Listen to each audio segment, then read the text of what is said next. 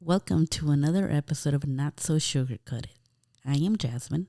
And I'm Bert. I don't know what to say.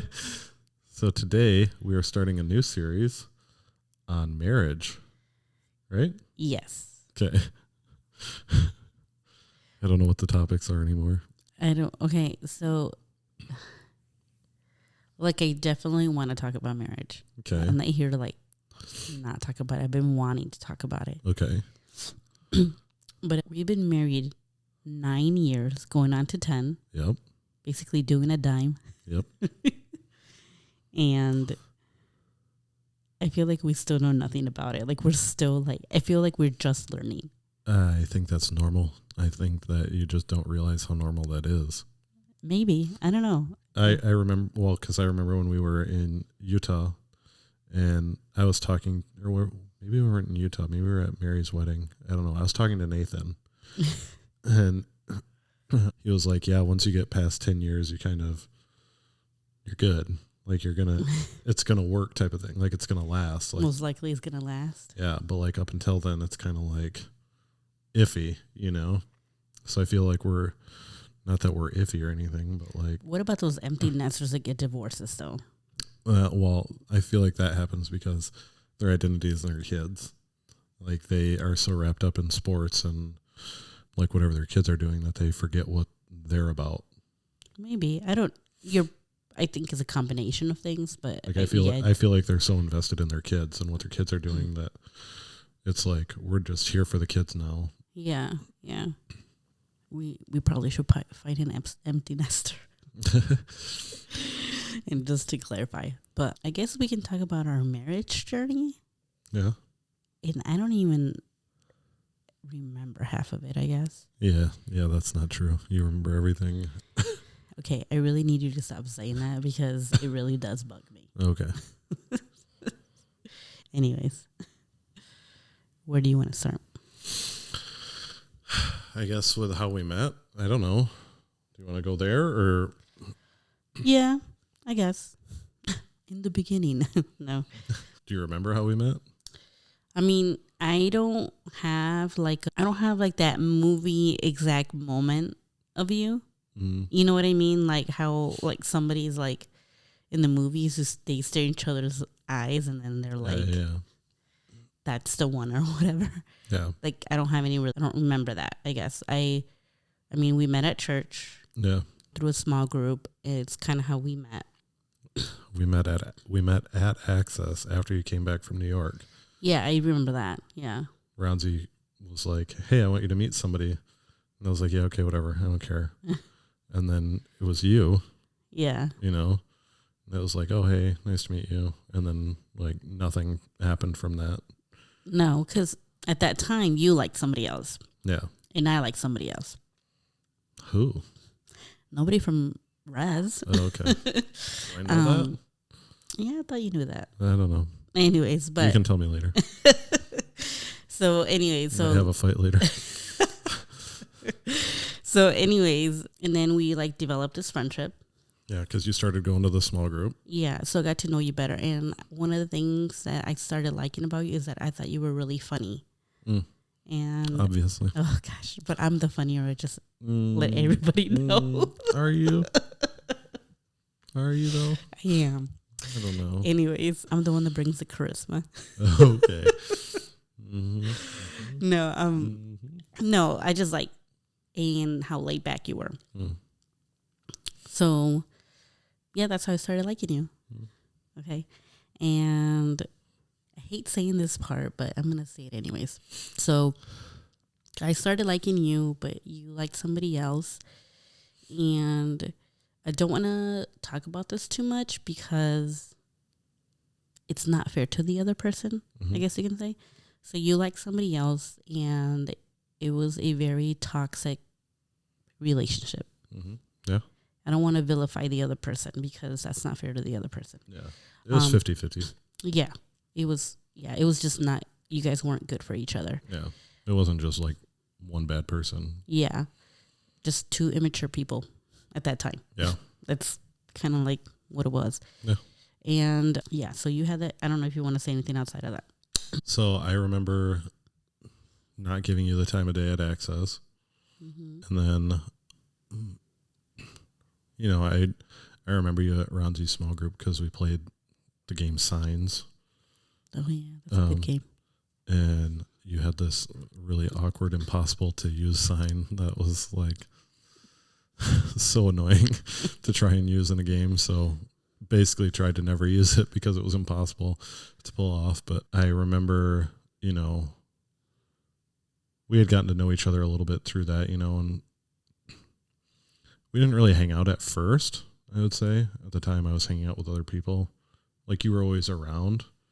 And then we started volunteering at Access at the info table. Yeah. And I feel like that's when we started hanging out together more. Yeah. Was because of that. And then, after church on Thursday nights, we'd go to Applebee's in like big groups. And, you were there and I was there and we started hanging out more then. And then slowly I don't know, I guess we became like an inner circle of friends, like closer friends. Yeah, like me, you, and a few other people, and the other girl that I liked at the time was still hanging out with us, which was probably awkward for you, I would guess. There was just a lot of drama. Yeah, and so I think we had become really good friends by then. We were texting all the time, that sort of thing, and I remember you being like, I gotta get out of this. Like I can't be a part of this anymore. Like I can't be a part of this group anymore. Like this is too much for me. Yeah, because that toxic relationship was infecting everybody else and it wasn't who I was. Yeah. And so I remember like being like, I can't lose you. You're too good of a friend. Like, blah, blah, blah, blah, blah. I really like you type of thing, So things ended with the other relationship with the other girl. And I want to say it was maybe 3 or 4 months before we started dating. So. Is that accurate? It's not accurate. And this I do remember. I didn't know the level of relationship you had with this other person. I don't want to go into detail because, again, I don't want to violate the other person's story. I guess basically you guys were crossing boundaries. Yeah. Because you guys were more than friends. Yeah. Let's just leave it at that. Yeah. And I feel like you asked me to be your girlfriend like a month later. Okay. Maybe.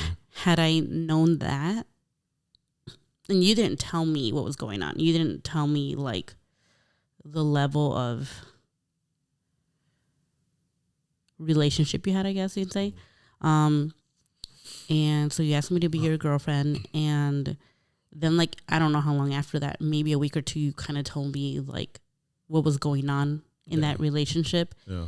And it got me really upset. 2 reasons why it got me really upset. One was I didn't think you were ready to enter into a relationship with me because of what you had before. Yeah. And 2, I felt like I wasn't chosen. It almost feels like I was like your second choice. Yeah. And that was a problem in our marriage for a long time. Yeah. Yeah. So I remember when I told you like what had been going on. I remember before we went on a walk at a park and I told you about it. And I remember before we went, I was like super nervous. I was like praying like, God, if she's the one, then she's going to accept this and she's going to be okay with this. Like, because like it was messed up, everything about me was messed up, but like, I knew that if we were going to get married, that you would have to accept that and be okay with that part of me, And so I remember praying like, God, like prepare her for this, like, like make sure that, she's the one, that this is going to work, and that's why I wanted to tell you as soon as I did, because I wanted you to be informed. I didn't want you to, I didn't want you to find out like 2 years later and after. Yeah. Like, I'm grateful that you told me. Like, obviously you needed to tell me. But more like the time frame of it is what bothered me the most of it. It didn't bother me that things were happening. It bothered me that not in my head, I know that like that level of relationship, you don't get over in a day. Yeah. That takes time. And so that's where the frustration for me came from. Yeah. And I don't think I ever told you this. Maybe I have, but I do remember like liking you, and I remember like praying for you. Like I remember like asking God, like, is he the one? And it's so hard because like anybody can be the one. Right. Yeah. Like I don't believe in like soulmates, I guess. You become soulmates. That's kind of like how I see it as. Like you choose your soulmate. You don't like, I don't know how to explain it, but there's not just one person for you. Yeah, but you choose that person to be for you. Yeah. So like, because what happens if I die and you get remarried? Yeah, but that's not gonna happen, and I will never remarry. But you know what I mean? Like, yeah, people do get remarried. I know. I just don't ever want to get remarried. But anyways, so that's like, how awesome I am. So like, yeah. So I remember like praying. I remember I was living with Joya at the time, and I was praying. I'm like, God, is he the one? Is he like, and I knew that like God wouldn't answer me because this is like a choice. It's kind of like salvation. Like you don't just get saved; you choose to be saved. You know, and so I felt it like that time, like in my spirit, like. I remember him saying, if you want him to be the one, he's the one. And I am preparing for you because there's baggage. I didn't know the amount of baggage you were bringing in. And then when we got together, I kind of like knew something, but I didn't know the extent of it, like how bad it was, I guess. So throughout our whole relationship, that's the lie that I believed, that I was like second choice. Yeah. And, you know, we crossed boundaries when we were dating. Yeah. Do we want to say it or no? That's up to you. You say whatever you want. We didn't make it. What do you mean we didn't make it? You know what I mean. For the people at home who don't know what you mean. Now you can say it. We had sex before marriage? Yeah. And we broke up right after that. Hey, yeah. That's the reason why we broke up. Yeah. Not that many people know that. Yeah. Almost nobody knows that. Yeah, that's true. Yeah, we broke up because of that. I just remember feeling like a failure and ashamed and all these things. And then I just remember like coming home and like just praying to God and asking like what to do and stuff like that, you know. And I remember him, and this is what decided for me to break up with you. But you kind of we broke up with each other basically. But like God was like, if it's not biblical, then it's not in my will. Obviously, what we were doing wasn't in God's will. Right. So we were out of God's will. So that's why we broke up. Yeah. So I guess you can say whatever you want. I guess before all that, I would say that another reason why it wasn't working was, I mean, it was working, but it wasn't ideal. Was like when I would pick you up or when we would go somewhere, I almost treated you as like an option rather than like a first choice, because like I didn't go up to the door to pick you up. Like I would just text you like, hey, I'm here. Like, hey, come out. Like I'm here. You know what I mean? Does that make sense? Like I wasn't being treated the way I was supposed to be treated. Yeah, like I wasn't manning up and like just going to the door to say like, come get you. It was like a text like, hey, I'm here. Come on out. Like, let's go. Yeah. Versus going to the door and, Yeah. not necessarily about like opening your door or whatever, which I did, Still do. like not all the time, but Well, we have kids now. It's a little harder to do, but every time we're on a date, you do it. yeah. So, I wasn't opening the door for you. I wasn't going to get you, it was almost like what you see in a TV show and the guy like honks the horn at the girl. Like, like it was just disrespectful ultimately, and I knew that like when we got back together, I knew I couldn't do that anymore. Like I knew that wasn't okay. So I knew I had to like step my game up basically and treat you the way you deserve to be treated. Yeah. And so I would say that was another reason why it wasn't like, obviously we had sex before marriage. So like that was the main reason why we broke up. But like, I also didn't treat you right before that either. Yeah. Like, I would open your door and I would pay for everything. Like, but like there were just certain little things that bothered you, Yeah. and like, I knew that if this was going to work, I had to change those things, and so when we got back together, I did change those things. Yeah. Like I did come to the door. I wasn't like honking at you or texting you or calling you or whatever, like. And we weren't having sex. That was another big thing. Like, so I want to back up a little. So when we broke up, I don't even remember how long we were broken up for. About 2 months, a month or two. Okay. It wasn't very long. It was horrible when people would ask me, why did you guys break up? Yeah, because everybody before we were dating was like, you guys are perfect for each other. Yeah. What are you doing? Like, I had literally every person I knew. Yeah. Like, why are you guys not dating? Like, what is going on here? Mm-hmm. You know what I mean? And then when we started dating, it was like, why are you not married yet? Mm-hmm. Like, why did you take so long to get married? You know what I mean? Like, what are you guys doing? Yeah. And then when we broke up, it was like, what did you do? Like, yeah.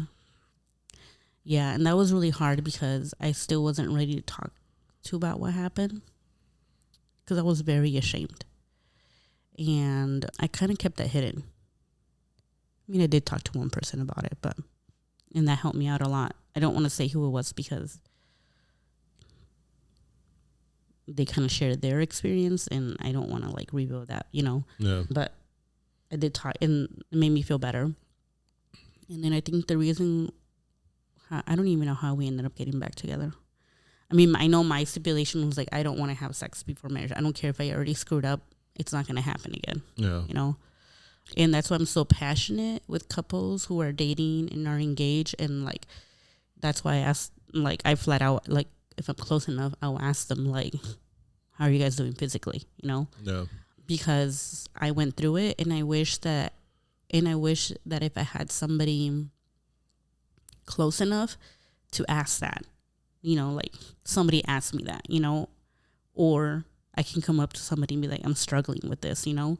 I wish I had that, and so that's why there's been more than one couple that I've asked, how are you doing?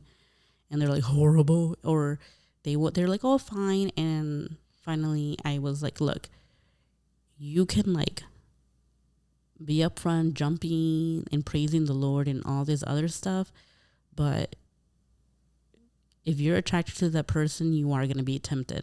Yeah. If you're not attracted to that person, then you're probably gay, or I don't know. Like, if you're not attracted to that person is not for you, period. Yeah. Like, I'm just saying, you have to be attracted to that person. If you guys never like been tempted, then that means that there is something wrong with the relationship. Yeah. You can be the holiest of holies and you'll still be tempted, So anyways, yeah. So I don't know how we got back together. So I think we got back together just because we committed to each other that like things were going to be different this time around, Yeah, we basically decided, okay, if we're going to get back together, we're not going to have sex before marriage, and then basically you were going to treat me better. Yeah. And that did happen. And we were engaged for a year. That was hard. So we dated for, well, it was about 2 years that we dated, but we, with a 2-month break, we were on a break. Yeah, so we dated for, I mean, it was technically just under 2 years, but it was full circle timeline. It was 2 full years. Mm-hmm. And then we got engaged in 2013. Yeah, because we got married in 2014. Yeah, so we got engaged in 2013 in the best way possible. So, I don't know. Should we tell this story? About what? About how I proposed? Oh, yeah. Obviously.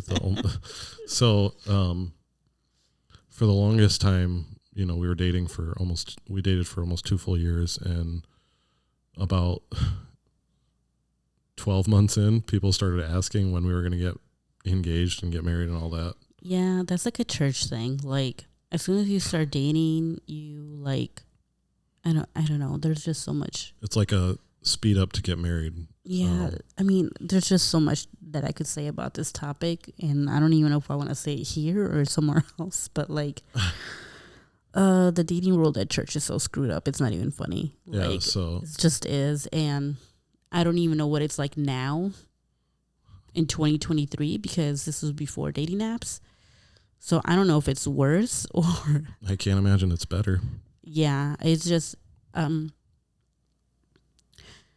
I hate how the church is like, if you're dating somebody, okay, so yes, you do date with the intent to get married, but almost feels like you're a failure if the relationship doesn't work out. Yeah.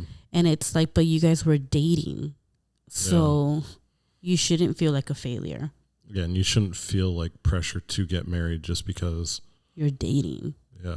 It's a test run. Yes, there's a lot of people that only date one person before they get married, at the church. I feel like that's a church thing. Yeah. But in general, I don't feel like that's normal. I feel like you are looked down, especially if you're a woman, if you had more than one relationship in the church. Yeah. And that's not fair to the girl. No. Or even to the guy. No. You tried it out for a month and you guys realize that this is not working out. So we're going to move on. Yeah. And I think that's okay. Yeah. Yeah. It's all a hot mess. The whole dating world is a hot mess in the church, and it got to be with you. So anyway, we were dating for about a year, and everybody was questioning that. And at the time, I was in school getting my master's. By the way, I'm older. Yeah, Jasmine is older. By 2 years. So, and Jasmine wasn't going to school, but I was getting my master's degree in accounting. So I had already finished my bachelor's before we started dating. Mm-hmm. Or we had started dating. When you got your bachelor's, yeah. Yeah, so we started dating when I was starting my master's program. And so I had a 2-year program, and everybody was like, well, when are you going to get married? And I was like, well, I want to be done with school. And people are like, ugh, that's stupid. Why do you need to be done with school? Just get married, and figure it out from there. And it was the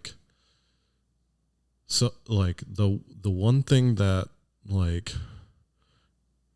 Dwayne had always said from stage when it came to getting married, for the girls, what their standard should be is basically that the guy needs to have a job. Be a Christian and have a job. Yeah, and I don't even know if I even believe that anymore. And so, but working off that. So be a Christian, number one, and then have a job to be able to support you, right? Yeah. So to me, at the time, I had a job, but it was $10 an hour. It wasn't going to support. And that still wasn't a lot back in 2013. It wasn't going to support anyone or anything. You know what I mean? It wasn't. Yeah. It wasn't my career. Yeah. It wasn't in my field. It was like an entry level job type of thing. So, and there's nothing wrong with that. Yeah. But in hindsight, we weren't ready to get married. Period. Anyways, like we weren't. yeah, Looking back, like I think I would get frustrated and like because I wanted to get married a lot younger, you know, and obviously that didn't happen, and that would frustrate me. But I think this is where we balance each other out. It's like you were like the sane one was like, no, we're not gonna survive on your income and my income. It's just not gonna happen unless we live with your like parents or something. yeah. You know, Which we ended up doing at one point. But, yeah. But anyways, so you know, I was 1 year into a 2-year program. I wasn't gonna force that. Like I wanted to be done with that. You know, so you know, so I finished my program, and while I was in the middle of finishing that program, I had gotten pressure from people at church like, oh, just buy any ring. It doesn't matter. Like, it doesn't have to be a real diamond. Just buy whatever. Like, you know, if the love is real, it doesn't really matter if the diamond is. And so for me, the diamond being real was like a deal breaker almost. Like, it had to be real, which is stupid maybe, but for me that was I had very weird standards with things. You did, but also I did wanted a real diamond. I'm not even gonna lie. Yeah, so but I also think so I will say this with like rings and all the other things like yeah, I did want a real diamond ring, you know, but if I knew that like your career path wasn't that, like if let's say you wanted to stay at the job that was $10 an hour, I would have never expected you to get me a diamond ring. Yeah. You know? But because I knew where your career was heading, I was like, yeah, I want a diamond ring. I ain't saying she a gold digger. I'm she not ain't messing with no broke. Basically. No, because, you know, I know a lot of couples who like can't afford a real ring and they have, you know, and I don't. And there's no shame in that. No, there isn't, especially the woman that's not like a thing for them, you know? I think it's just the pressure of somebody else inputting their opinion. Yeah. When we'll get back into this later, but like just because every marriage journey is different. So just because it worked for them doesn't mean it's going to work for you. Yeah. And so like the whole ring thing, it was important to me and it was important to you. So yes, we added value to it. Yeah. Like that. Yeah. And so, you know, I started going ring shopping and we had kind of looked a little. I got the ring. I was super nervous. Like I didn't know what to do with it. It was like, as soon as I had it, it was like within 2 weeks, I think I proposed. Maybe even less than that. But I remember taking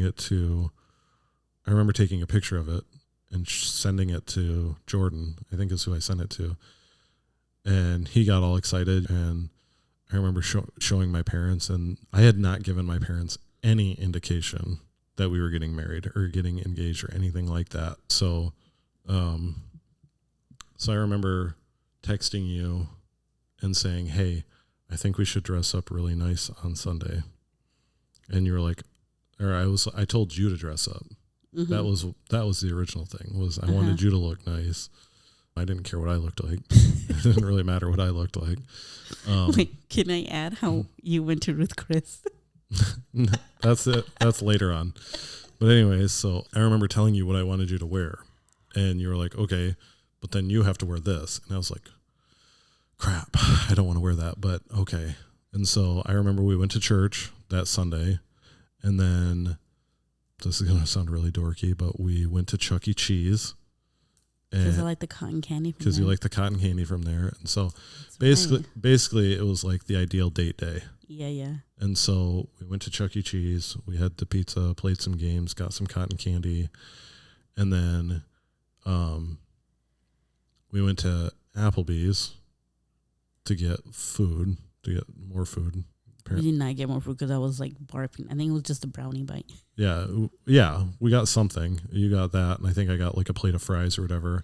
I feel like we ate something before. I feel like we did something before that. We did at Chuck E. Cheese. We ate at Chuck E. Cheese. I thought we went somewhere after that. It doesn't matter. But anyways. No, but then, so I'm a nervous pooper. We're definitely going to edit that out. So, no, we're not. So, because I'm going to talk about it. So, whenever something important happens in my life or something big, major, I have to poop. So, we got to Applebee's and we're getting closer to when I'm going to propose. And I got nervous. So, I had to go to the bathroom. So, I went to the bathroom like twice. And we were at Applebee's for like 30 minutes. So, this was the biggest thing we've ever done in our lives. So we went to Applebee's, and then, so I had told Jasmine we were going to meet one of our friends, Jordan, at the mall. I think we were going to go to a movie. I think that was the premise. Hey, let's go meet up with Jordan. We're going to hang out at the movies or whatever. And we drove to the mall. We went to the mall, and then I said, hey, let's go take some pictures in the photo booth. And you're like, oh, okay.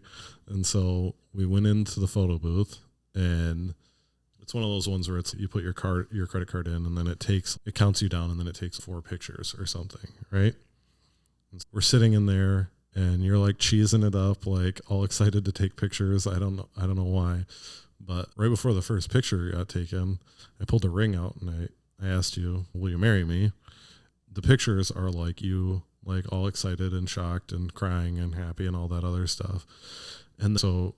Beforehand, like we had seen a lot of people getting engaged, and Jasmine's like, I don't want anybody there. I don't want anybody taking pictures. Like, I didn't want it to be a big spectacle. Like, I just want it to be, just like the two of us. Yeah, I think it's cool the way people do it that way when they want their families and friends involved. I do think that's cool. Yeah. I don't like people looking at me. It's just weird. So I tricked her every step of the way. Pictures of the engagement, and then Jordan was outside waiting just to like say congrats. Like there was literally nothing we were going to do with him. It was just like a ploy to get you to the mall. Like there was literally never any plan beyond that. Yeah. And so then we went to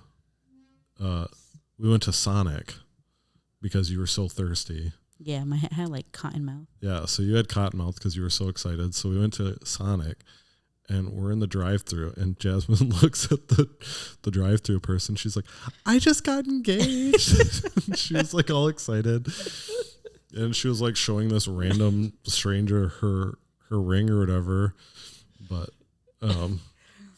yeah, I do remember that. So that was really funny to me. Yeah. Wait, I got to say this is something really sweet that you did, because nobody knows this. Not nobody, but you asked my dad. Yeah, I did. You guys gotta know this. My dad doesn't know any English. He didn't know any English, yeah. Yeah, he didn't know any English. And so like he had to like ask my sister Alice to like translate. I don't know. It was just like I can't even imagine how it went. But it was super awkward. Because of the language barrier, and then like Ali's there. And then it was awkward because like I didn't know how to start the conversation. And then your dad looked at me and was like, what are we doing here? What do you want to talk about? Very like direct and to the point. And I was like stunned by like I didn't know how to react. And then I asked them both, your mom was there too. And I think your dad understood what I was saying. I think they did. I think they both understood more than you give them credit for. But, and then your dad ended up praying for us. Yeah. So, and I think that was the day or 2 days before I proposed. Yeah, because Ali's like, and they like ignored me for like 2 days because they were like, yeah, they didn't know. I was going to tell you if I saw you. Yeah. And they would have too. That's the funniest thing. My sisters would have definitely told me. So I had to ask your dad, who didn't speak English, and I don't speak Spanish. So that's even harder. But I thought it was cute, and I thought it was very sweet. I think I was more surprised about that more than anything. And honestly, to this day, I'm really grateful that you did that. Yeah, well, because I remember, to me, that was a big deal to ask. That's like tradition. Yeah. I know that tradition is dying or whatever, but to me, I feel like that was like something that needed to be done. And I remember talking to you about that. Would you want me to ask your dad? And you're like, well, yeah, I guess, but like, how are you going to do it? He doesn't speak English and you don't speak Spanish. Like, it's never going to work, you know? And so I made it work. Yeah. Well, so that's how we got engaged. And then we got married. We did the whole wedding thing. We did a superhero wedding. Yeah. So just a little advice. Just advice. I don't know what anybody's budget is, but if you have a low cost budget, I would say invest in the honeymoon more than the wedding. Yeah. The wedding is for your family, and no matter what, it is for your family. Yeah. You will get stressed out, and there's going to be cool, awesome, like whatever, but invest in the honeymoon and not the wedding. Like that was my thing. I was like, I don't care how we do the wedding or what happens. I want a nice honeymoon. Yeah. Which we did have. Yeah, I would say invest in the honeymoon, and even beyond that, invest in your house, like you know, or apartment, whatever. The wedding is a day, and yeah, you're gonna have memories of that day, but you have memories of every day. Like I mean, yes, it's a special day, but at the end of it all, like that's not what makes your marriage last. One day isn't going to make your marriage work. Like I loved our wedding, like I really did, and I don't regret having a wedding or anything like that. Right. It's just more like at the end of the day, the honeymoon I think is more valuable than the wedding. Yeah. So yeah. How would you describe our first couple of years of marriage, I guess? Or yeah.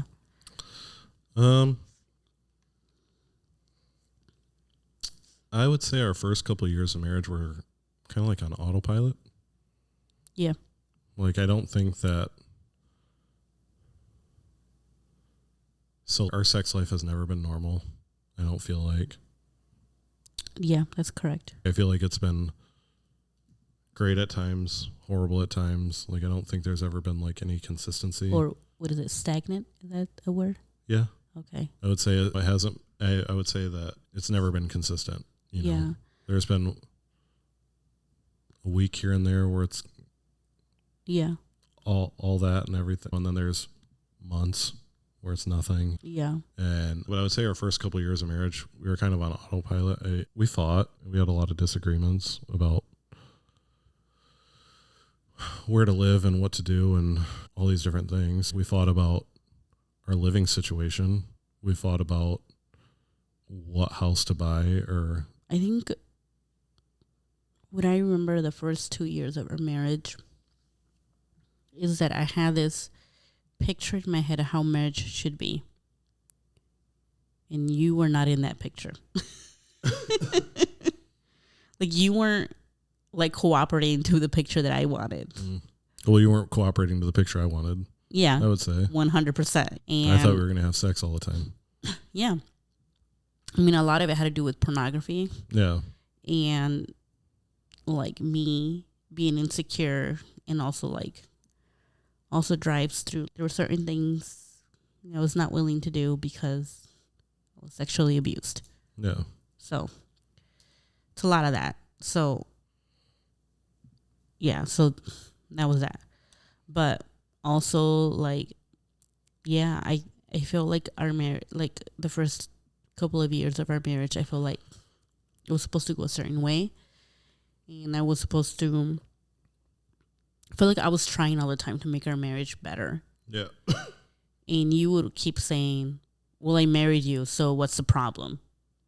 And that was really frustrating for me. Mm. And that went on for a few years, I think. Yeah. I remember even having arguments with you because I wanted you to change certain things. And I would say, "So are you gonna try for a marriage? Are you gonna fight for a marriage? Or are you gonna change?" And you would literally say, "I don't know," or "No."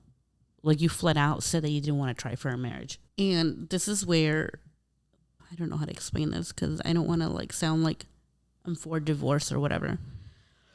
But something needs to change in our church, not like the specific church that I go to, but like the church in general. Yeah. Something needs to change how we view divorce, because the divorce rate is just as high as, what do you call it? Yeah, outside of the church. So there's something wrong. Yeah. And I think I had the mindset of, we're married, you're my woman. Like, as stupid as that sounds, like, like, I just remember, like, being at church and, like, I didn't understand what I needed to do as a husband. To me, it was like, you're not doing anything. It's like, why would I do anything you want me to do when you're not doing anything I want you to do? Yeah. And, okay. So there are two things I want to say with that. Because, like, to me, like, every time the church would talk about marriage, they would talk about how much sex they were having. So yeah, and that's a lie from the church. So in my mind, it was like, we're not having enough sex. Why am I going to change when you're not changing? Yeah. But also, that's a lie from the church. Like, hey, like, save yourself from marriage and you're going to have a great sex life. Like, I know plenty of couples who got married that were virgins and have sex problems. I think that just as like communication in marriage, your sex life does get better with time and communication. Yeah. But virginity doesn't equal to great sex life. Yeah. That's my thing with that. Well, and I think another issue we had was communication. Like, even while we were dating, like, before we broke up, after we got back together, communication was always not great with us. I remember Neil and Brittany telling us, like, y'all got to communicate better. Like, this is absurd. This is ridiculous that you guys can't communicate. And it was, we got better at it here and there. We would improve and then, kind of fall back and, and I think that was a big thing with our marriage at the start was we didn't communicate effectively. Yeah. So I would say my turning point for me about marriage, not my turning point, but like a revelation that I had or whatever, because you went off a tangent. I was getting really frustrated with you because I wasn't seeing a change. Mm-hmm. And obviously you were getting mad at me because you weren't seeing a change, but I wasn't seeing a change in you. And I would literally ask you, are you going to change? And you were like, no. And then I can't help it. I know you can't. It's just funny. No. And so then like the pregnancy or whatever, not pregnancy. What the hell am I talking about? No, I think this was around the time that I knew about your pornography and I wanted it like out. I mean, I wanted out several times. Let's be honest. It wasn't just that. You just wanted out. I wanted out. And like in my head, I was already like, we don't have any kids. This is the perfect time. We don't have a house. Maybe we didn't have a house at that time. I don't think we did. And like, I just wanted to be done with this marriage because it's just, we were not working out. And I hate this saying. I really do. Up to this day, I still hate it. Like, and I hate when people say this, and I know Bert doesn't agree with me, but I hate when people say, we don't believe in divorce. We're not going to say the D word when we're arguing. Like, I understand that concept. Like, that's not what you want to head towards, But I think what I hate with that is that, like, obviously that's not true because the church still freaking gets divorced. It's still 50%.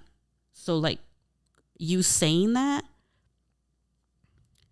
doesn't make it better. You are literally, it almost feels like you're taking away my choice to choose you when people say that. What if it's the people that allow that word into their marriage and that's why it's 50-50? I don't know. Maybe. What if it's the people who don't allow that word? Hold on. Let me finish. I'm just saying. Okay. Okay. Because I do hate that word. I know you do, and I hate it. And anyway, so what I was trying to get to this is that I was, trying to divorce you. You're like, I don't believe in divorce. You're going to stay married to me and blah, blah, blah, blah, blah. We made vows. Literally, this was our argument. Mm-hmm. And it would just piss me off anymore because to me, it's you can't tell me what to do. And I remember talking to somebody about this. I talked to 2 people about this because we were having marriage. One person, I was like, how did you know that your husband was going to change? And she said, I didn't. I'm like, yay. I was like, he's doing this and this, and obviously they were in a better place, but I'm like, how did you know? And she's like, I didn't. Honestly, she was like, everybody told me to leave him, and she had very justifiable reasons to leave this person. And she was like, I don't know, there was just something in me that said, don't leave him yet. And then he like did a 180 and whatever. They have a great marriage or whatever. And then I told one of my closest friends, I don't know what to do. I don't want to be with him and blah, blah, blah, blah, blah. And she said something that really kind of like released me, I think, was, Jasmin, if you get a divorce, I will not judge you. I will still be your friend. And when she said that to me, I just felt a sense of peace to actually stay with you, because she made me realize that I had the choice to stay with you. And looking back into it now, yeah, you do have a choice to stay there with that person on a daily basis versus, no, you got to stay. It's a sin to like get divorced versus, no, you got to choose to stay. And so the idea of for me, the idea of wanting to divorce or stay is a choice versus, no, you got to stay because the Bible said so and you're going to do it. Versus like, no, like, this is your choice and you're going to stay, made a difference to me. That's what I mean by.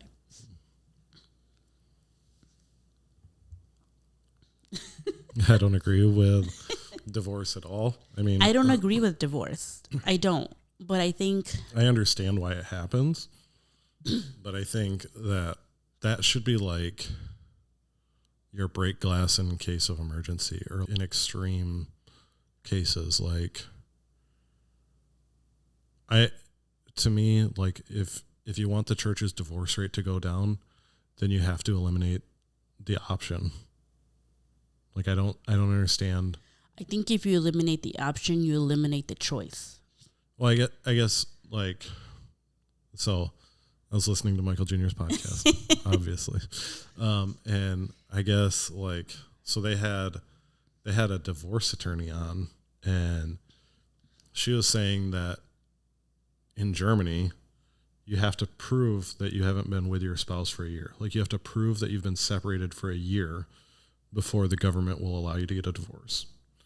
And then, like, so one, I think that's very interesting because, like, that proves that it's, like, really not working versus so many people that just want out just to get out. But, like, she was also saying, so she tells couples, come back in 6 months if this still isn't working. Don't, like, give it give like therapy and couples counseling a chance. Like, give these other options a chance before you go down this road. And what Michael Jr. and his co-host were talking about, where they were saying basically, like, if you get divorced, that doesn't solve your problem. Yeah, you're out of that marriage or whatever, but if you don't deal with like your own personal hurt and your own personal trauma and your own personal issues, you're going to attract that same kind of person again, and you're going to get married to that same kind of person again, and you're going to go through all those same things all over again unless you deal with what is wrong with you. And I agree with that. Not just, it takes two to break up a marriage. Yeah, you might have left me because of something I was doing, but if you don't inwardly look at yourself too, like, you're just going to end up in that same spot again. You know what I mean? Yeah. Like, and same thing would happen to me. Like, if I would have gotten remarried after that, like, I would have been in the same boat had we not dealt with it properly. Yeah. But I think, but then the other flip side to that is you get a divorce because that person didn't want to change. Yeah. Not because you didn't want to change. You were trying to change as much as can, put a lot of effort into it. And then the other person was like, this is who I am. This is who I married. So you got to stick with me no matter what. Yeah, I'm going to divorce you because if I'm changing to be the better and you're not, like, then there's never going to be a change. And then you're literally letting someone stay because you're forced into it versus a choice because the church is telling you, no, you got to stay. You got to do this. You got to, without the person ever changing or doing anything. And then, like, a year or 2 years, they end up getting divorced anyways because obviously it didn't work. I think that's what keeps happening. Yeah. Well, I think the mindset of keeping that word out of your marriage is that you're both committed and willing to change and grow. Yeah. You know what I mean? Like, you both have to say that from the get-go. Like, you can't, like you said, it can't be one-sided. And I'm not advocating, like, one-sided change or whatever unless one side really needs to change, you know. Yeah, I was doing some stupid stuff and I was messed up, but like you weren't perfect either.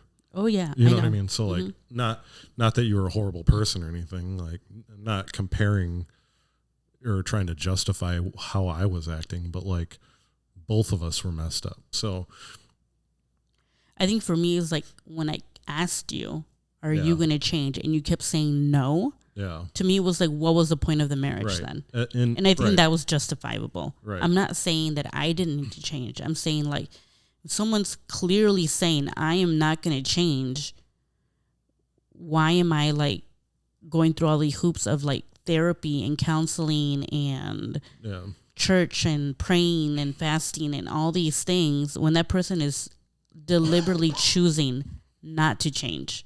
How long are you going to put up with that? Yeah, right. Well, you know, and I guess that's what I'm getting at. It's kind of like what we said before, as long as both people are trying. Yeah. But I think that's why, like, you hear these couples say, like, divorce isn't a word we say because we're both committed to working on it. Yeah. And I think there's a difference between saying we don't say divorce because we're both committed to it versus we're never getting divorced, but I'm not going to change. I'm not going to, like, put up with it or whatever. Yeah. I'm not going to, like, change or whatever. And, like I said, two different opinions. One is right. One is wrong. No. And I think we come to the same conclusion. Like, we're thinking differently, but, like, we come to the same conclusion that both parties need to try. Yeah. And both need to change and grow. Yes. Like, when you get married, you're not perfect. And if you think you're perfect, you're crazy. You're wrong. You're wrong. Yeah. Like, you know. So clearly I was wrong because I didn't think I was perfect, but I thought I couldn't do no wrong. Facts.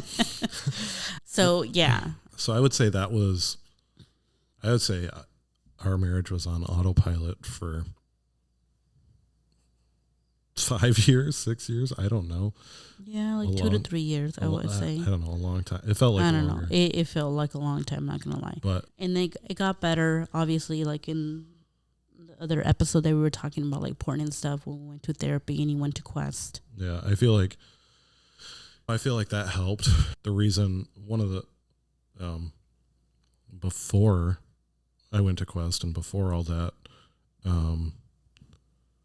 we had gotten into we didn't even get into an argument, but we had a pool at our old house and you were putting chemicals or I don't know what you were doing, but you did something.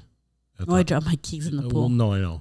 But you were doing something in the morning. It was like 7 a.m. and you dropped your keys in the pool and you were trying to fish them out with the skimmer or whatever and you couldn't get them out. So you asked me to come out there and I was already pissed. I was already in a mood because I was like, why did you drop your keys in the pool? What are you doing? And at the time, Jasmine had like an aftermarket remote start in her car, and now it wasn't going to work because of that. So I was pissed because of that, because we had just put that in your car like the Christmas before or whatever. And so you dropped your keys in the pool. You couldn't get them out. And so I tried. I couldn't get them out, and I got pissed. And I took the skimmer and I just threw it behind me and I jumped in the pool in my clothes and got your keys, gave you your keys, stormed back in the house. Didn't think anything of it. Well, the pole hit you, right? Well, yeah, because you pushed me. I pushed you. Okay. Mm-hmm. I thought the pole hit you. Mm-mm, you pushed me. Okay. So I thought it was the pole this whole time. So whatever. Either way, wasn't right. I went back in the house, didn't think anything of it. And I don't know if you called me, texted me, or what, but you were like, I'm out. And I was highly confused at that point because, like, our marriage had been better, I felt like, at that point prior to that.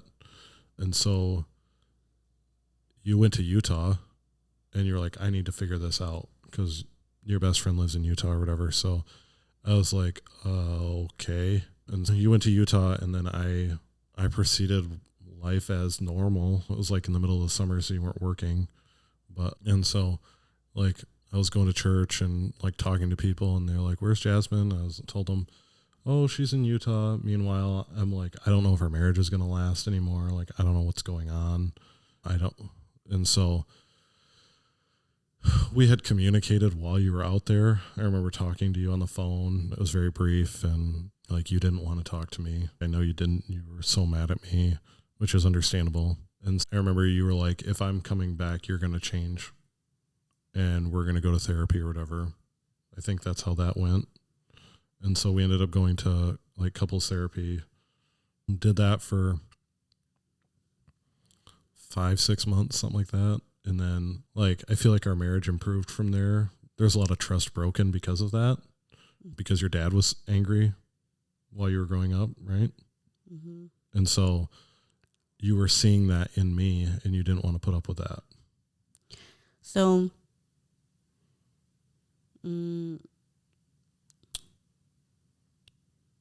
I think I'm learning a lot about boundaries now. And I was like, I really like listening to Tim Ross. It's called The Basement Podcast.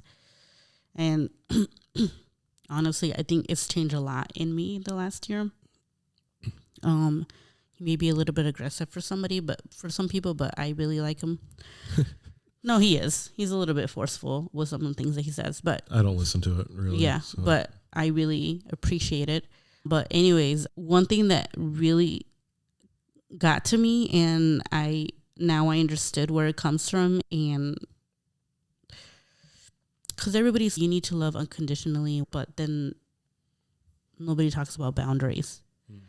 And my boundary is anger. Yeah. That's what it is. It's like if you display in unnatural anger, then I'm out. Like, that's my boundary, and you know it. Yeah. I've clearly said it to you. I don't think I knew it at the time. No, at that time I didn't know, and you didn't know. But like now, like talking about like now, present time. But I mean, like, back then, I had no idea. Yeah. And my thing is that, like, one thing that he said was, like, boundaries, love without boundaries is just lust.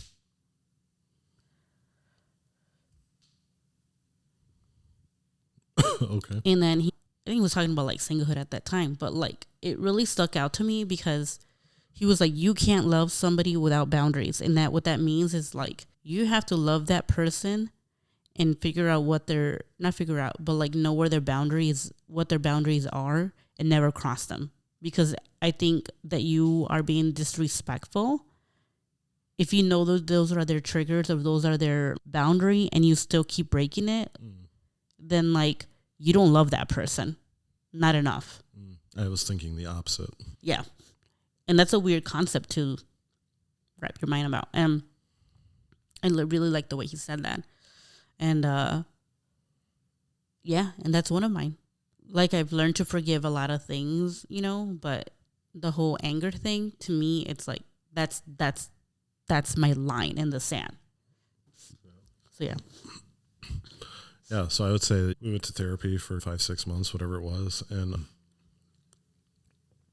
that helped us that helped us with our communication, because I feel like our communication, even though our marriage had improved, I feel like our communication still sucked. Yeah, and I think before therapy, I think we would have like huge shouting matches like every other day or every day. Yeah. It was really bad. Yeah. Yeah. Like I just didn't feel loved. Yeah. Honestly. I don't know how you felt, but I just didn't feel loved at all. Like if to me, and we've talked about this before, and I would tell you, I just felt like you were in the marriage just to say that we were married, not because you loved me. I think I didn't feel appreciated. That's probably what it was. I could see that. Yeah, I could see that. But anyways, our communication improved. He helped us both see like each other's perspective, and Yeah. I remember being like, see, you are wrong. You know what I mean? And then he was like, no, hang on. Neither one of you is wrong. I'm for the marriage. Like, I'm not on either one of you's side. Yeah. Because I remember our shouting matches would result in me coming and apologizing to you because I was wrong and you were right, type of thing. And there was never any like common ground of like both of us coming together and be like, hey, I was wrong. Hey, I was like, both of us saying, hey, I was wrong. It was like, it was me apologizing and then hoping you'd take me back, basically. Yeah. So that happened. And then I don't know if that was the year I went on Quest or not. That was right after Quest. No. Therapy. Oh, therapy was? Yeah. I thought therapy was before Quest. No. We literally just talked about this 2 episodes ago. I can't remember. It was because you would have never gone to therapy if it wasn't for Quest. But I feel like that would have not happened had I gone after I went to Quest. Therapy was after Quest. But was the shoving thing after Quest? I don't remember when that was. I feel like that was before Quest. That was before Quest. That had to be before Quest. That was before Quest. So I think that happened. And then the following year I went to Quest, and then we started going to therapy because because we still had issues after that. Like you still had trust issues. Yeah.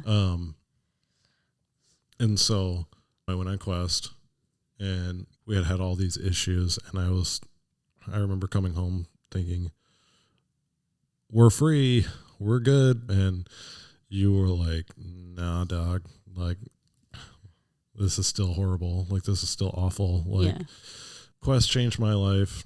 Quest did not change your life because 1, you didn't go, and 2, it was like a solo mission basically, and I had to prove myself to you, and so proving myself ended up resulting in going to therapy, proving that there was change there. And so after that, I would say our marriage got a lot better. Yeah, we were in a good groove. Like we were communicating because we were communicating better. We were like doing things that mattered to us. Like it was just all around great. Like, and we were struggling to have a kid.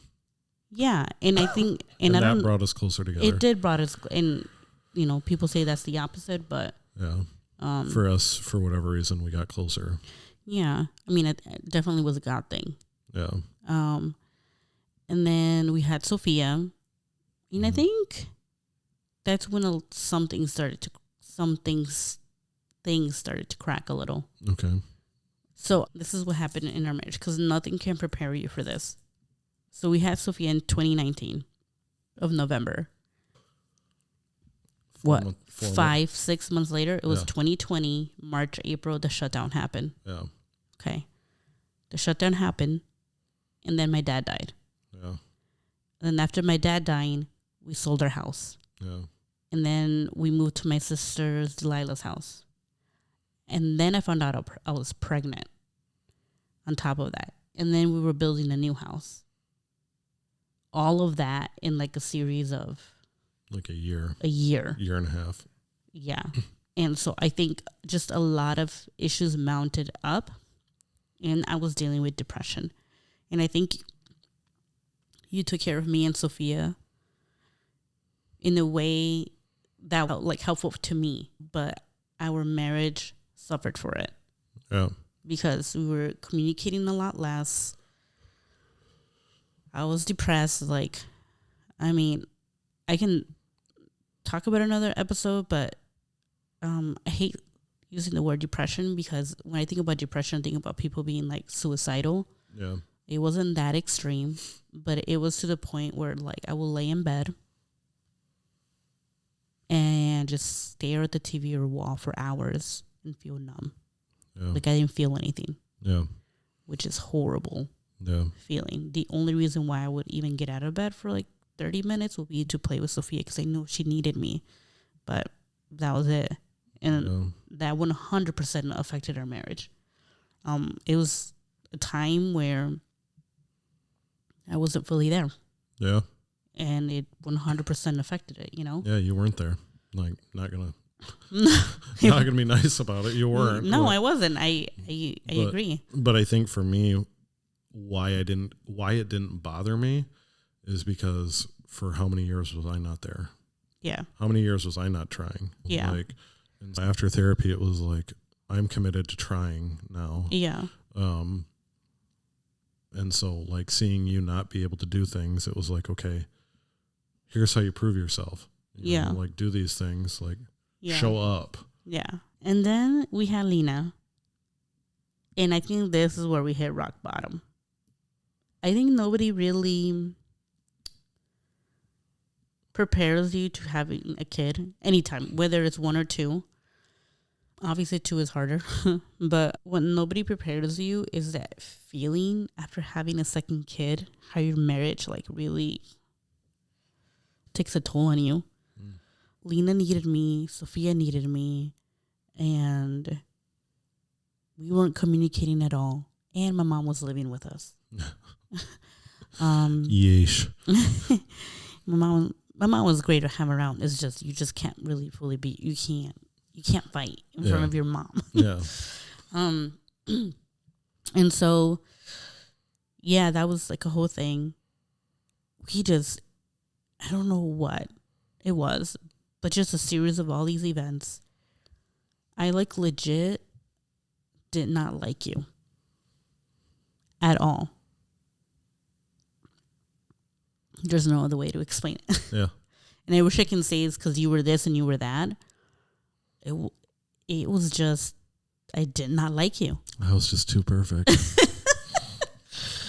No, I think there's this weird thing with the newborn stage where the baby needs the mom more than the dad. Yeah. And so... Even though Lena tried to latch on me. She did. Through my shirt. Weirdo.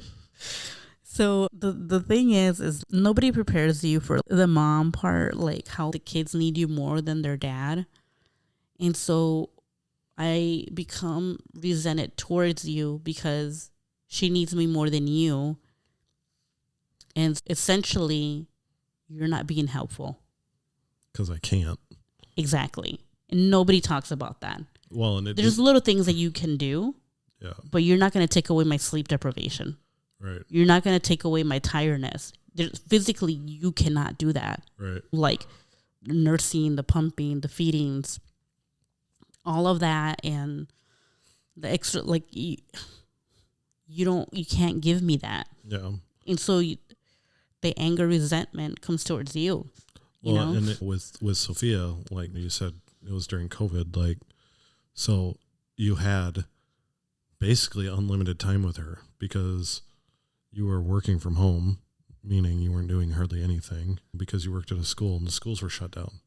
So like the first like year of her life, you were like super bonded with her because you had all that extra time with her. Yeah. And then with Lena, stuff was opened back up and you were working full time. You didn't have that same amount of time with her to connect with her and bond with her and do all these things that you did with Sophia. You just didn't. Yeah. And like, not that there's anything wrong with that, but that did impact things. To the point where I couldn't do anything that you needed me to do because it was all stuff you needed to do. Yeah. And like, yeah, I can change diapers and yeah, I can do feedings. And, which you did, you know, like I'm not saying that like you weren't helpful at all. But like there's just certain things that you couldn't do. Yeah. Like one of us had to get sleep because it would be worse if both of us weren't sleeping. Yeah. You know what I mean? Yeah. Like if I had woken up with you for every feeding, neither one of us would have gotten any sleep and we would have both been miserable. Yeah. Like that would make no sense. It's true. And I know like a couple thinks differently because I've heard of couples like, oh, my husband got up with me every time I nurse or whatever. And great. I am so happy that he did that. But for us, that was not going to work. Yeah. It just wasn't. Did you hear Sophia? I'm always curious. So yeah, so after Lena, it was rough. Like it was rough. Like I don't think it was that bad, even like before we went therapy and all this other stuff. So Lena, anyway, so like I just remember one time, it was in the middle of the night, and I don't know why we started arguing. I just don't remember. But I remember you were on the couch and I was by the stairs. And I don't know how we got so heated, but you were like, do you even love me anymore? And I'm like, do you? And because it feels like you don't. And then you were just going at it. And then you were like, I think you think it's better if I died. And it'll be like easier. And then I think I told you, I was like, I just don't feel nothing for you. I legit don't. I could go either way right now. Like I literally said that to you. She had a life insurance policy on me and everything. She was hoping I was going. Like I remember that feeling of nothingness. Like I don't know if it was postpartum or like it was just a series of events, and this was a rock bottom. Like of like, I don't like you. I don't want to be with you, and we have 2 kids. What's going on? You know, and we started going to therapy, and that started changing. I think that's when we started changing again, like when we started getting better. Yeah. Yeah. And how do you feel we are now? I mean, I think we're in the best stage. Is that what it's called? Yeah. Best of our lives. Yeah. Okay. Yeah. Just about that 10-year mark, just like Nathan was talking about.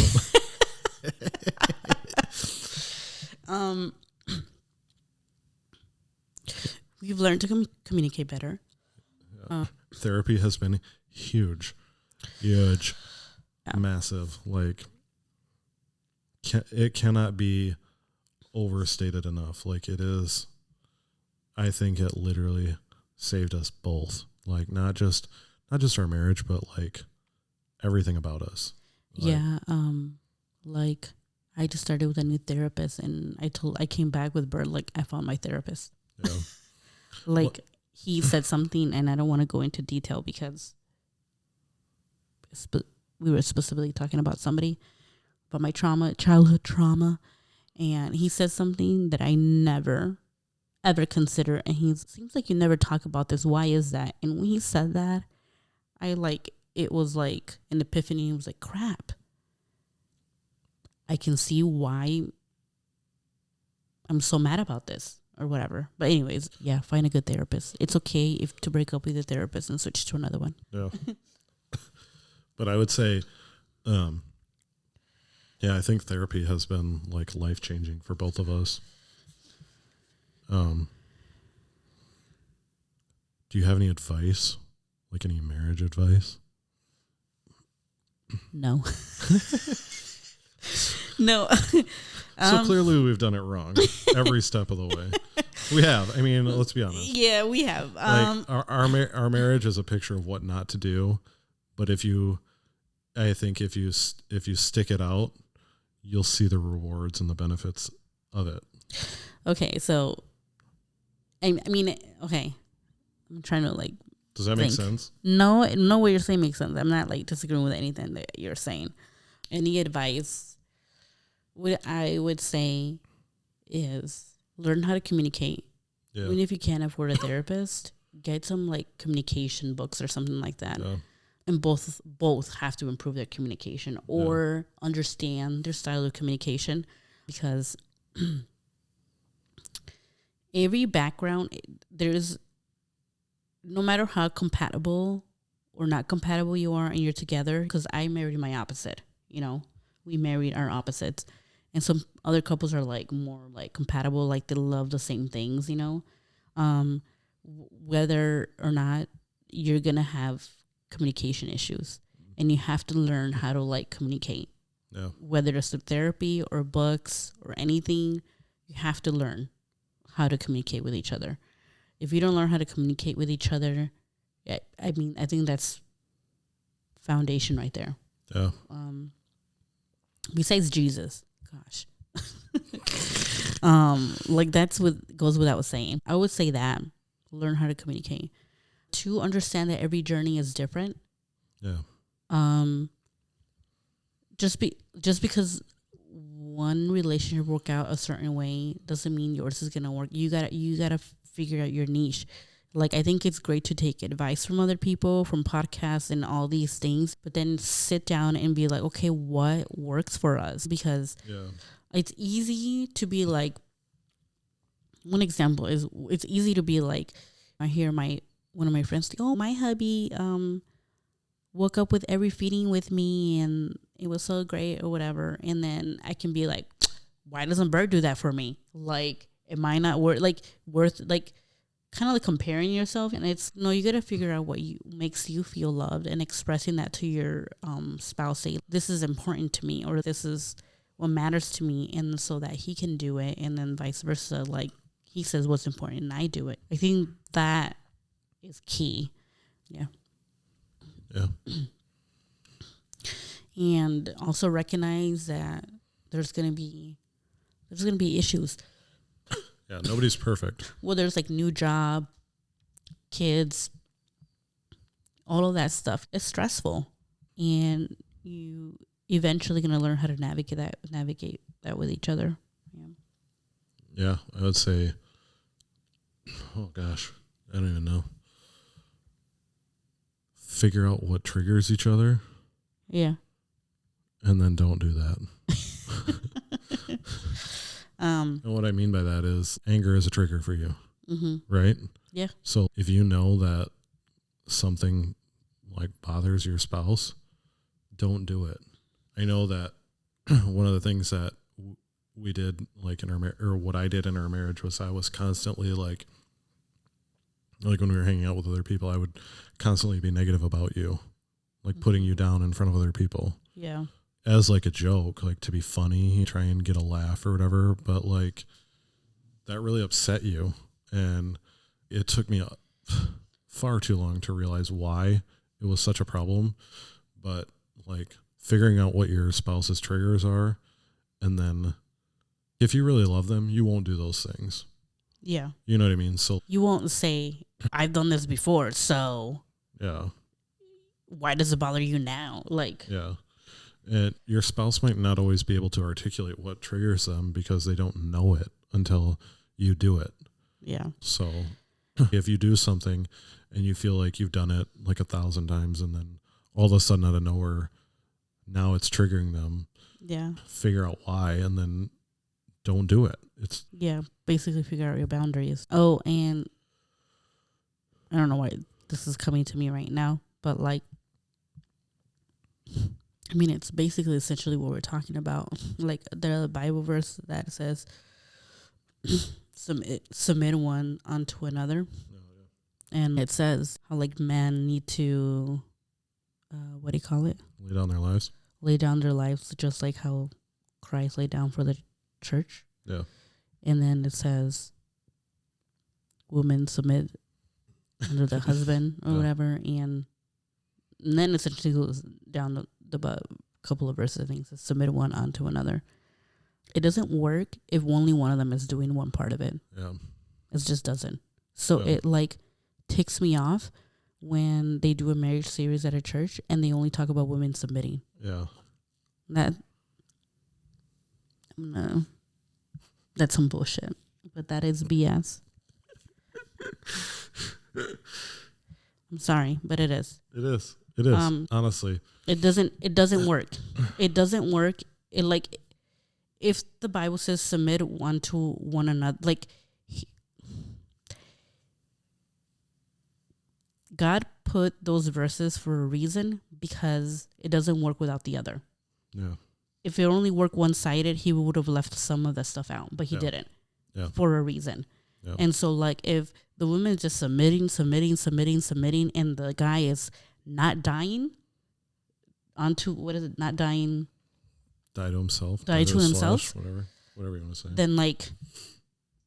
Then it's not what God meant marriage to be, period. Yeah.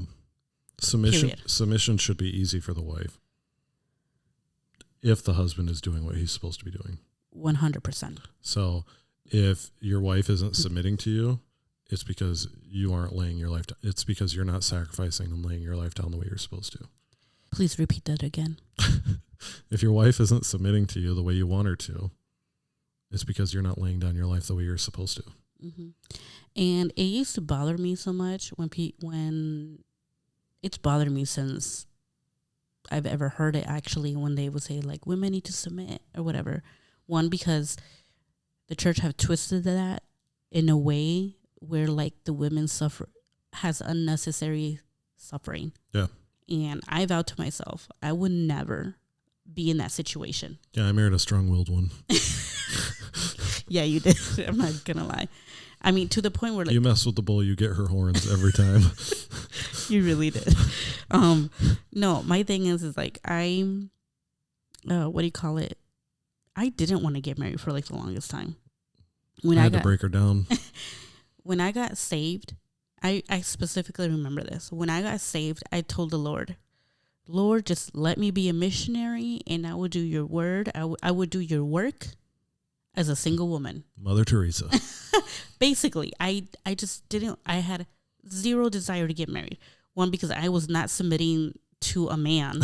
And two, I didn't know what a good marriage looked like. You didn't have an example of it. I didn't. Or you did, but you just, I don't know, maybe you did. No, I didn't. It's the truth. I didn't. And I hate saying that. Maybe you did from other people though, like not just your family, but.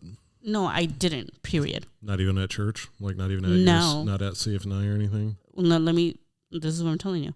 Okay, from 16 till I was 18, I didn't have zero desire. Then I went to CFNI my first year still thinking that. And I think my second year, we had this marriage and family class. And that made me change my mind. Because the couple that taught it were like a legit couple.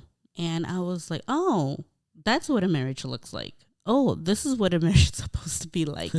And so that's when I was like, okay, maybe I do want to get married. Yeah. But it took me a long time to get there. But like, yeah, the whole submitting thing has been so twisted, so bad to the point where I'm just like, I don't know. It's just when people do marriage series and they just talk about that, but never mention what it looks like for a man to die. Yeah.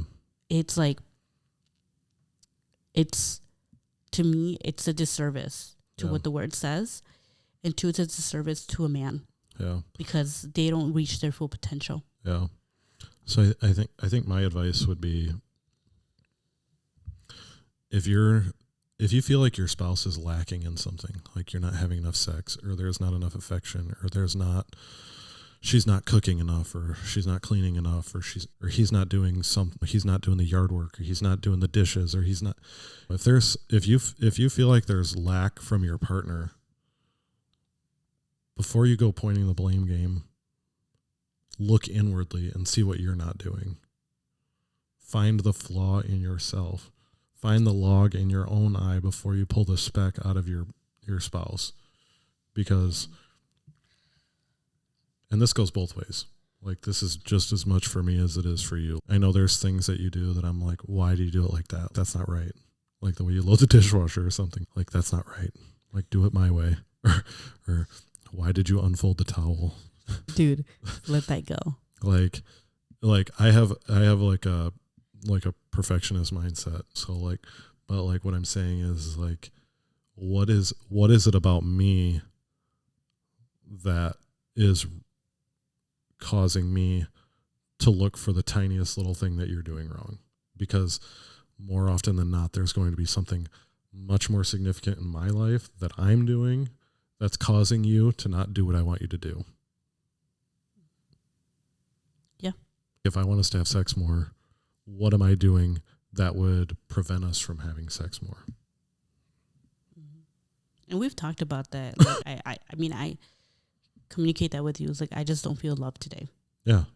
And we talk about it. Yeah. So like, that's one of the things we still are going through is we don't have sex as often as I would like us to.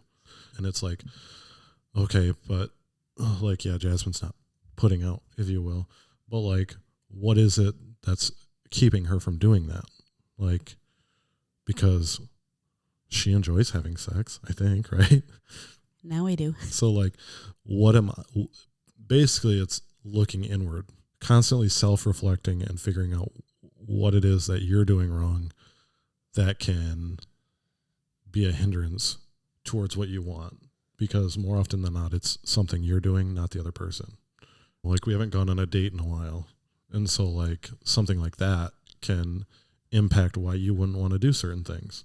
Yeah. You know what I mean? So like, always be self-reflecting, be slow to anger, slow to judge yourself before you judge other people. Fair? Yeah. Am I off base there with that? No, that's fair. That is, yeah. That's my rant. Yeah. Anything else that you want to say about? I think the only other thing I would say is constantly serve each other. Like, constantly look for ways to do things for the other person. If you don't have a garage and it's snowing, brush your wife's car off for her, or get her flowers. You don't have to get her the biggest set of flowers. You don't even have to get the nicest flowers. Just get her things and let her know that you're thinking about her. Candy bar. A candy bar. Jasmine likes candy, or she likes her chips. Like, I go to the gas station, I get a slushie. I say, do you want anything? And she says no, and I come back with chips and a Coke because I know that's what she wants. She just doesn't want to say it. They don't want to say it. I'm like craving it at the time. She's not craving it. And then 3 hours later, she's like, I wish I had my Coke and chips. And it's like, well, gotcha. It's already there. Little things like that, the little things are going to keep your marriage going. And not doing the little things are going to drive your marriage apart. Yeah, I agree with that. You know, yes, there's going to be like major blowups and major fights about big issues. But like, if you're constantly doing the little things and constantly self-reflecting on what you're doing rather than what the other person isn't doing, you're going to solve a lot of those problems and keep those problems a lot smaller than if you just let them build up. Yeah. If you let little things fester and build up and you don't like address them and deal with them right away, you're going to have blow-ups because you're going to have like 1,000 little offenses and then you're going to explode. And then I'm going to sit there and go, whoa, I didn't empty the dishwasher. And you're going to be like, you didn't empty the dishwasher. You didn't fold the laundry. You didn't take out the trash. You didn't do the dishes. You didn't change the diapers. You didn't take the kids to school on time. You're going to have all these different offenses that are all coming out at the same time, but it was just one that kind of pushed you over the edge. Yeah, and I've been guilty of that. I have too. And I'm learning to be better. I mean, I think we both learned to like sit down and ask each other, how was our day? Not like, how was your day? Okay, fine. Because that's not like realistic. We sit down and we're like, how was your day? Yeah. Like, go through your day. Like, what did you do? What made you mad? What was funny? I think those little things are important. Yeah. And I would say one other thing is do devotions together and pray together. Mm-hmm. And try and do it as often as you can, like daily if possible. Like, obviously, we've had days where we didn't do it, where we didn't do our devotions or we didn't pray. But the days that we don't do it are the days that we notice it. We notice that we're not as in sync. We don't feel like we've communicated as well. We almost feel stuck. Yeah. And the days when we do it, even if it's only for 5 minutes, yeah, That makes a huge difference. Yeah. For you and for me. Yeah. And it's not each other's fault, I guess. I would say, like, right now, what do you call it? Like, last week you were sick. Yeah. Still sick. No, but last you were like with fever every day or whatever. Yeah. So we didn't have devotions or prayer for A week. Basically a week because you were sick and Lena was sick afterwards. Yeah. So it was on survival mode. Yeah. And there's nothing wrong with being in survival mode. You're going to have times like that. Like, it's going to happen. But recognize it and correct it ASAP as possible. Well, yeah, because on Monday, was it Monday? Yeah. Monday, I sat down and you sat down and we talked. I think it was a long conversation that day. It was like almost 2 hours. And I sat down, and after we were done talking, I was like, I felt like I could breathe again. Yeah. And I even said to you, I feel like we're back to normal. Yeah. Even though we're not all fully there, like I felt better. Yeah. Well, and we did a little mini devotional. Yeah, thing we did. Too. Well, yeah, and we prayed like we did. We did the thing that we were supposed to do. Yeah. Because since consistency is a thing, like, it's important. Yeah. Like, just because it didn't work one day, it doesn't mean that, like, it's not going to work 10 days in a row. Yeah. And we've done some devotions that, quite frankly, sucked. We have. Yeah. You know what I mean? And if you guys aren't feeling a devotion, it's okay to stop it and find a new one. Yeah. Like, I feel like we're guilty of just pushing through sometimes with a devotion that's not that good because we don't want to offend the person who picked it. Like, you picked the last one and it was okay. It was weird. It was weird. You know what I mean? Like, and we can both admit that. You know what I mean? Yeah. But, like, it's okay to not finish a devotion you started and find a better one. Like, yeah. Or a book or something, or a video or something. Or a video, or, like Jimmy Evans' marriage series, I know he has like a lot of videos on YouTube. Yeah, I really didn't like Marriage on the Rocks. But you know what I mean? Like, but just because it didn't work for us or just because you didn't like it doesn't mean somebody else. No, I know. Won't, I don't know why I didn't like it. Maybe we should give it another chance, though. It probably didn't work because we weren't working. Probably. Yeah, that's what I'm saying. That's the one. Because I've heard him speak in person, and I loved him. I thought he was great. Yeah. But I don't know why Marriage on the Rocks was just like, maybe because we were so like stubborn. I don't know. Yeah. But that's what I said. I want to give it a chance. Yeah, I think I just think we weren't ready. Yeah. But yeah, find your routine. Look for your own issues. Quit looking at the other person and figure out what you did. Yeah. Communicate. Therapy. Anything else? I don't think so. Love each other unconditionally. Yeah. With boundaries. Loving unconditionally equals boundaries. Yeah. Sorry. I have to say that. No, it's fine. Because I guess what I mean by that is love people with their flaws. Oh yeah, 100. I think I just don't want like if there's abuse, obviously get out. But and what I mean with abuse, I don't mean just like punching somebody in the face. Yeah, verbal too. I mean verbal, financial. Yeah. Drug. I think drugs is abuse. Yeah. I really do think that. Yeah.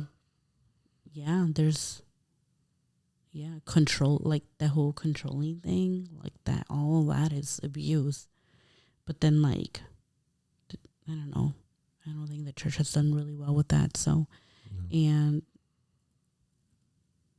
yeah. Yeah. I think that's everything. But anyways, this has been another episode of Not So Sugar Coated with Bert and Jasmin. Bye. Bye.